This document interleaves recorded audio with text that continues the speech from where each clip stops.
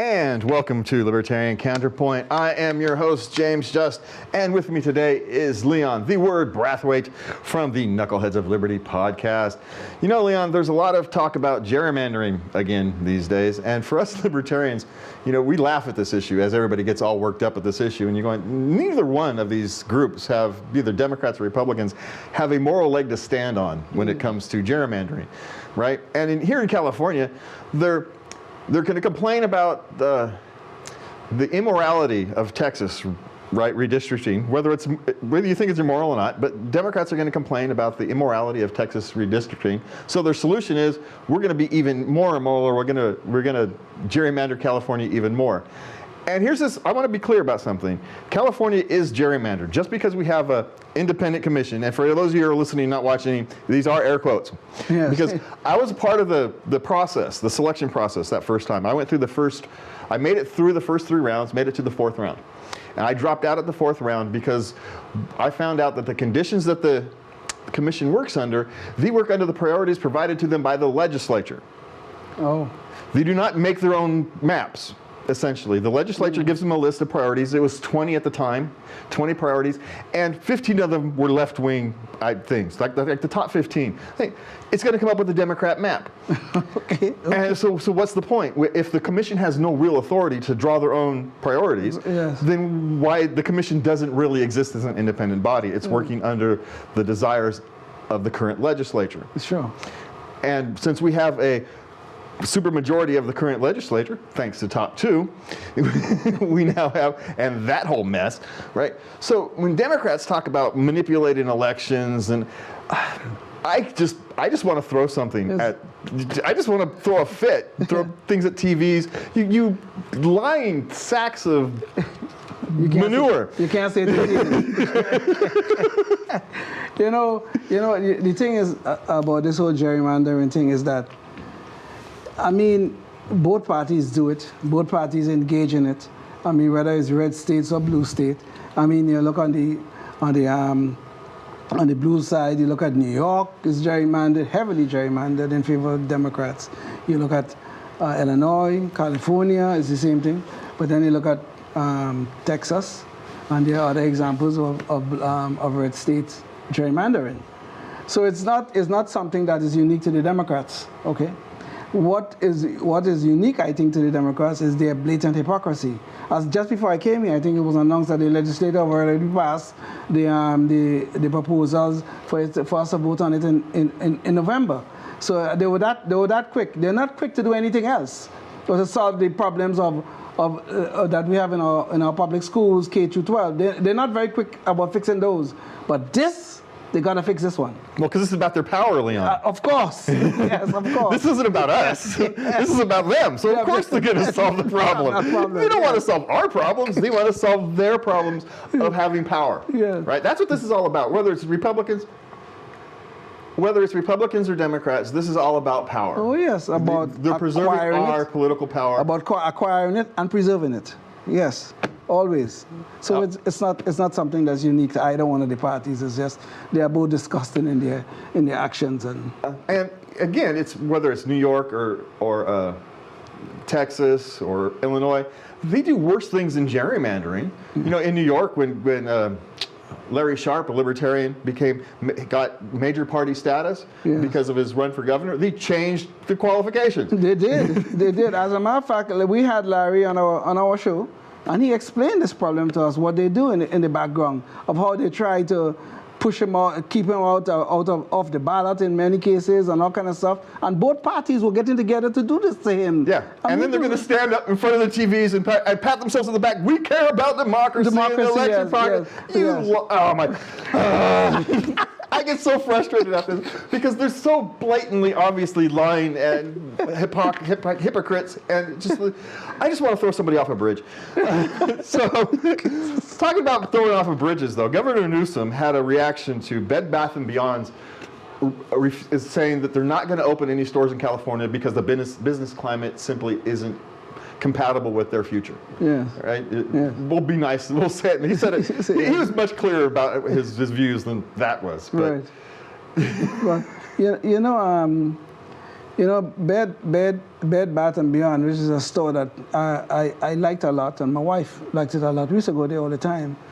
And then they got off the rails a little bit and that kind of stuff, but they're always a good store. They always have good products, and we always like them. But the CEO they are trying to come back, since their bankruptcy. I think the bankruptcy occurred 2 or 3 years ago. And they are trying to come back, and which is a good thing, employment and all that kind of stuff, people are going to get employed and that kind of stuff. But California, as a state, does make it so difficult for people to do business in the state. That's why we see so many businesses leaving and going elsewhere. They're going to Florida, they're going to Texas, they're going to Tennessee, because California is making it too difficult for people to do business here. You know one thing? You know what is the minimum wage here in California? $16.50. Some little high school kid living with his parents could try to get a job and demand $16.50 per hour from his employer. This is insane.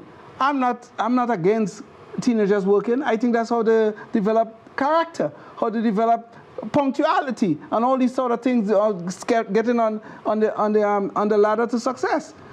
But $16.50 for a 16-year-old or 17-year-old just out of high school or still in high school? Yeah, well, that first rung of that ladder is awfully high now, isn't it? Yes. You used to be able to easily get on the economic ladder. That's just the point. But at $16.50, that first rung is awfully high.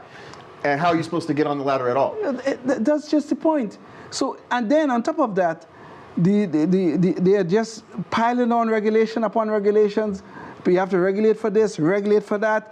All these things about affordability and all these things about social justice that have nothing to do with the bottom line of any business. They're trying to determine who's on your board? Yes, exactly. Remember? Yeah, we spoke about that at one time. Those kind of things. They're just making it difficult for people to do business in the state. Why would you then be shocked that people want to go elsewhere to do their business? While at the same time having the streets dirty and unsafe. Yes, exactly. And so why would you do business here? Why would you? And Newsom's response was, oh, well, it's a bankrupt company. Yes. Well, that shows, what do you think about all the little businesses in your state that are struggling? How are they going to respond to that? Oh, well, if you can't make it, tough luck. Tough luck. And we talk about, and we talk about, a living wage. You talk about a living wage, but they never talk about what made it so expensive in the first place. In the first case, exactly. They never, ever discuss that. Yeah. But Richard does. Richard has this thing he's talking about this week about the centralized control of the economy and the miserable history of success. Okay. We're going to use that. Okay. So let's see what Richard's got to say this week. Hi, this is Richard Fields with this week's report from the fields. It's beginning to seem to me like I'm getting kind of repetitive on the horseshoe theory of the political spectrum. That's probably because every week the news gives me a new example which illustrates the idea. To review, the textbook political spectrum is a linear left-right line with fascists on one end and communists on the other, with moderates somewhere in the middle and no real place for libertarians. The horseshoe theory posits that the spectrum is actually shaped like a horseshoe, with fascists on one end and communists on the other end, and libertarians in the middle, or the heel of the horseshoe. The point is that actual policy differences between fascists on the right and socialists on the left, as they affect ordinary people, are minimal. Both demand government control of the economy. Both reject free speech if it differs from the government-mandated narrative. Both put individuals subservient to society, with societal norms under more or less totalitarian government control. In both systems, individual rights give way to reluctantly given government permissions. Maybe. The latest example is the Trump administration demanding and getting acquiescence to a 15% tax on this export tax on the sales of exports to China of NVIDIA's H20 and AMD's MI308 chips. Never mind that Article 1, Section 9 of the U.S. Constitution prohibits taxes on exports. The preferred rationale is that those chips are useful for AI, and AI has national security applications. Never mind that the Chinese company DeepSeek has already developed an AI application that rivals OpenAI's ChatGPT 40. and for about 1/14 of the cost spent by OpenAI. And they did it using old NVIDIA chips they already had. This is on top of the Trump administration's Pentagon buying preferred shares in MP Materials, the most significant U.S.-based rare earths miner. Also recently, the Trump administration allowed a merger between U.S. Steel and Nippon Steel, only after the federal government was given a golden share, giving the president effective veto power over a number of corporate management decisions. And Trump called for the resignation of Intel CEO Lip-Bu Tan, citing conflicts of interest concerning China, publicized by neocon Senator Tom Cotton. Tan did not resign. He went to the White House and made nice with the Donald, and everything is copacetic. Well, except for that now the Trump administration is considering taking a 10% ownership interest in Intel in exchange for the $10.86 billion federal grant given Intel during the Biden administration. These are all blatant examples of government ownership and or control of private industry, bulwarks of socialism, and, of course, of fascism. On the other end of the horseshoe, it was, of course, Democrats, or more accurately, socialists masquerading as Democrats, like Franklin Roosevelt, Lyndon Johnson, Barack Obama, and Joe Biden, who brought us government ownership and or control of retirement pensions, health care, the weather, and education. It is not entirely coincidental that Social Security is going broke and that some of the fastest growing areas of inflation are in education and healthcare, and the weather hasn't changed.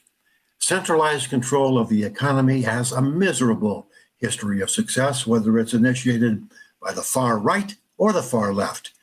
Right now, the two ends of the horseshoe are close enough to be welded to each other.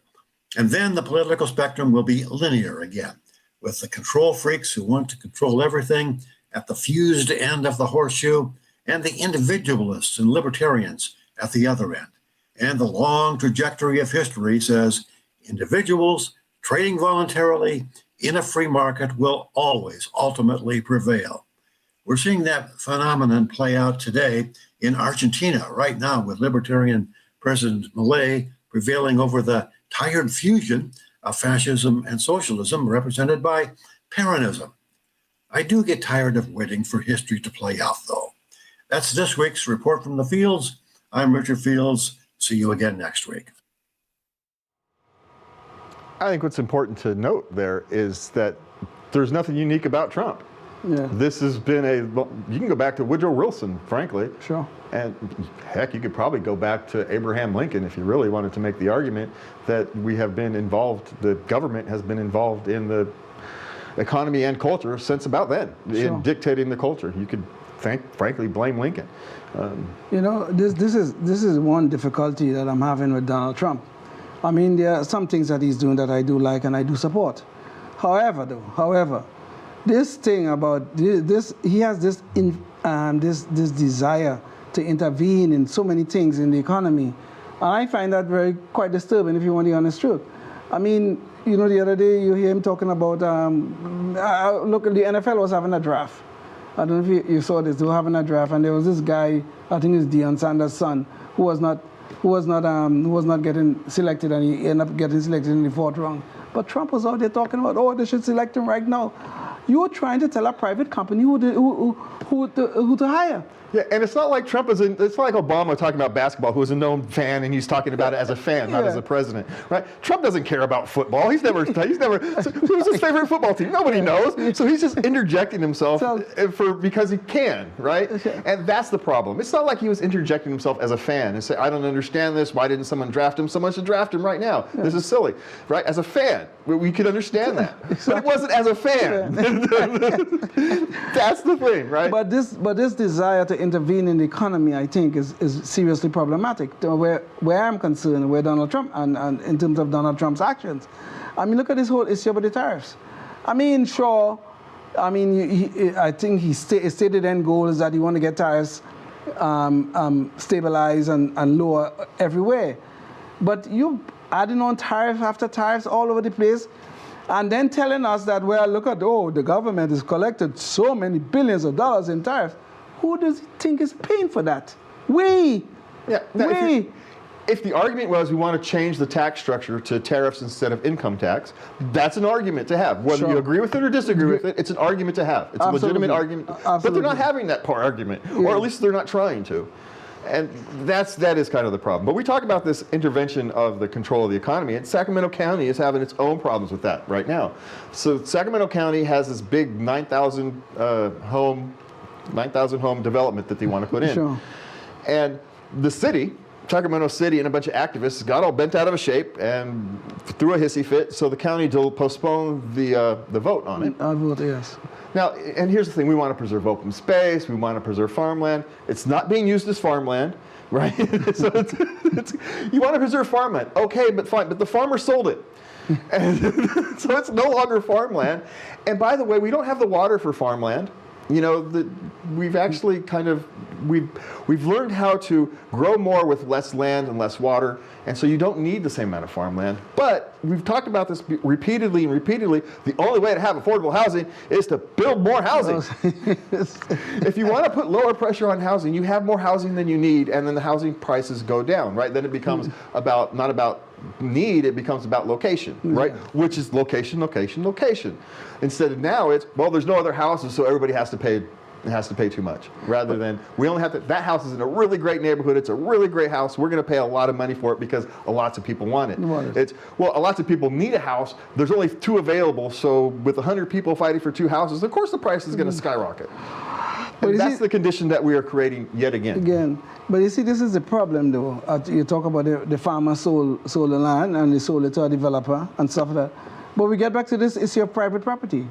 I mean, what right does an activist have to go yell and scream at the Sacramento City Council and tell them they should have this and they should have that on private property? It is private property, whether it's a developer or whether it's just me or you. It is private property. You see, this is the thing that we have in here is this compassion for the poor and for all this social justice thing. Everybody, there are certain people in our society who think those things should override our constitutional rights. This is a dangerous thing. Yeah, they want compassion and empathy for a group, but they don't want compassion and empathy for the individual owner of the land or the individual person. If you belong to a group, you get empathy right, and understanding. If you're just an individual who's trying to live your best life you can eke out in this world, you are somehow the victim or the villain. The villain. Yes, the villain. you are somehow the villain. Yes. Yeah. And here's the thing, Leon, we're going to move on again. California politicians actually starting to understand this, but they don't know how to undo the damage because they've sold their soul to their activist crowd, right? And how do you tell these same activists who've had their way for 15 years, right? They've had all the privilege in the planet for the last 15 years here in California about getting their way, getting essentially everything they want. And they're going, yeah, we screwed the pooch, we've messed everything up. How do we back out of this without upsetting the people who put us here? Yes. Yeah.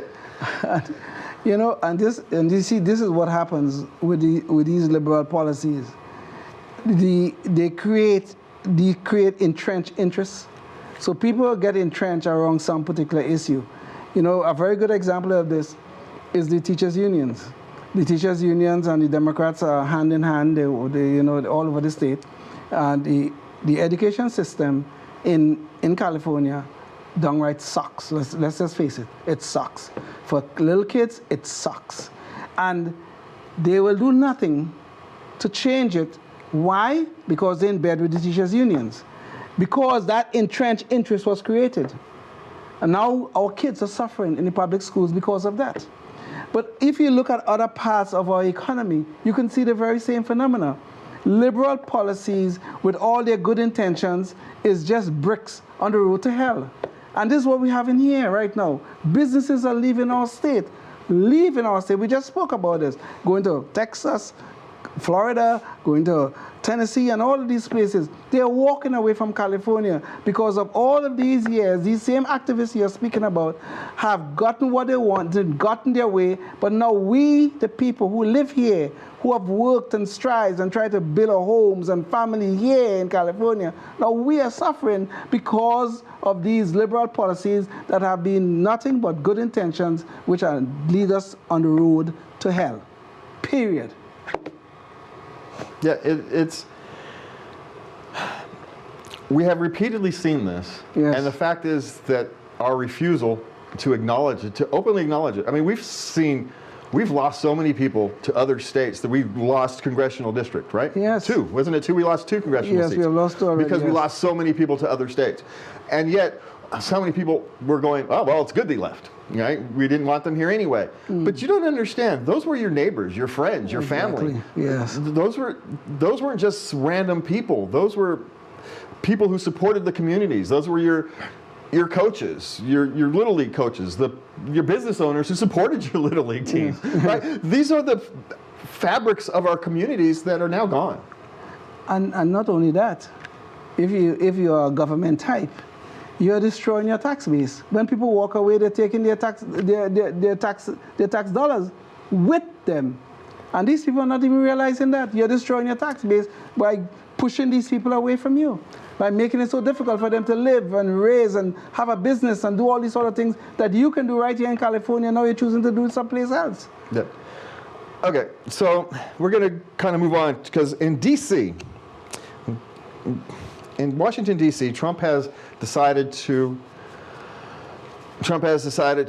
use his constitutional authority. Yes. He actually has the constitutional in Washington, D.C. This is very specific. Yeah. In Washington, D.C., he does have the constitutional authority to take over control of safety for 30 days. Yeah. He has the constitutional authority to do that. Now, whether he should or not is an open question, right? But there's an article here that says the silent majority is applauding. Now, his take on what the silent majority is, or my take on what the silent majority is, notwithstanding, how much of the country is applauding versus how much of the country is going, I'm not going to applaud it, but I'm not going to complain about it because D.C. is a literal hellhole. You know? Yes, parts of D.C. you don't want to walk at night. I mean, so you've got this. I think there's more than one group here. I think there's a group of people who are generally offended about what Trump is doing here, partly because it's Trump and partly because of the actual action. I think a lot of these people, if Obama had done it, they would have been fine with it. Mm-hmm. You know, the same thing on the other side. If Obama had done it, they would have flipped out, right? You've got those two groups of people. But then you've got maybe it is the silent majority sitting in the middle, fence sitting on this. Some may lean one side of the fence, or some may lean a little bit over on the other side of the fence, but they're going, something needed to be done and no one else was doing it. True. You know, there's no doubt that Trump was well within his constitutional authority to do this, okay? There's no doubt about that. Nobody's questioning that. But some people are arguing that, well, he could have done it a little differently, he could have done this, he could have done that. Listen, Washington, D.C., these certain parts in particular are nothing but hellholes. I mean, crime is just raging in some of these places. People are getting beaten up. Carjackings are occurring. Murder rate is off the charts. And nobody, just like you said, was doing anything about it. So Trump was within his authority to do so, and I'm glad he did, because there are a lot of people, especially black people in D.C., are really suffering because of the crime. It had gotten so bad in D.C. that the police, some of the police, the leadership in the police department in Washington, D.C., were falsifying the statistical data to make crime to look not as bad as it actually was. That's how bad it was. And those people on the left, I guess, who want to say, oh, Trump is bad, well, please explain that. Yeah. Well, there can be two things can be true. Trump can be bad, and something needed to be done in D.C. Yeah. These two things can actually be true at the same time. Yes, without a doubt. Do I think Trump is going to do this the best way possible? No, of course not. But something had to be done, and no one else was willing to do it. Congress wasn't willing to do it. Right. The DC politicians weren't willing to actually do it. So this is one of the things Trump said, I'll take whatever lumps and I'm going to do it, even if it's kind of done quasi-incompetently. We'll see what happens in 30 days, right? Sure. We've got about 3 minutes left, and this recording we're doing tonight is kind of the end of an era. My producer, friend, mentor, has been part of this production team for a long time. And he became producer, oh gosh, Gail, 6 or 7 years ago? What was that now? He became producer in 2020. No, you were producer. You were co-producer before that. Come on now. There it is. Gail Morgan, our executive producer here at Libertarian Counterpoint, is retiring. He is moving on to, more important things at this stage of his life. We have a solid crew here that will pick up and continue on. We will continue to change. We will continue to try and improve. But not one of us would be here without Mr. Morgan guiding us. Indeed. I would not be the person I am today.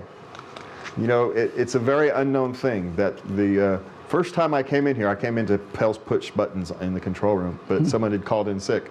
And I have an anxiety disorder. So the first time I came and sat in here, I was expecting to be kind of overwhelmed with anxiety and have to kind of get through it. Yeah. I sat down and I felt comfort. Indeed. And for the first time in my life, I felt comfort, and Gail was part of that. And, what he has done for our community, all his time and efforts and care for our community cannot be thanked enough, but that's all we can do for him. Indeed. Is thank him. Indeed. So Gail, for me, for our audience, for John, Richard, everybody else who has sat over there on that corner or sat around the table or sat around the chairs, we thank you for and we are honored for your service and the time you have spent to make us better human beings. Indeed. If I could add a few words. Please. Well, obviously I didn't know Gail as long as you have, but in my time that I've been here and interacted with Gail has always been very nice, very cordial, and very informative. A couple of times he actually produced our show for us, the Knuckleheads of Liberty, and it has always been a good professional working relationship. So Gail, I thank you for the time that you have given to Counterpoint and to the Knuckleheads of Liberty, and I wish you all the best in your retirement. Thanks again. And Gail, as chair of the Libertarian Party of Sacramento County, I want to thank you for your service over the years. We all thank you. Indeed. Have a good night, and please remember to love everybody. Indeed.